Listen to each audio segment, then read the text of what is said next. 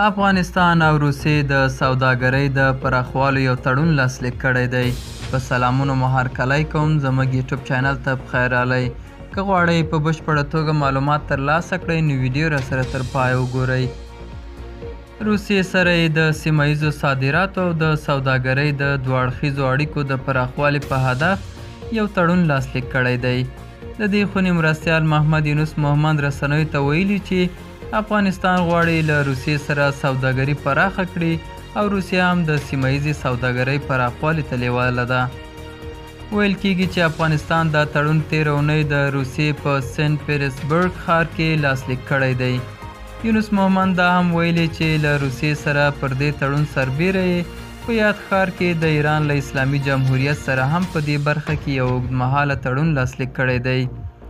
د هغه په وینا چې دا تړونونه غیر رسمي دي خو د پلي کېدو لپاره یې طالبانو، ایران او روسیې د حکومتونو ملاتړ هم مهم دی.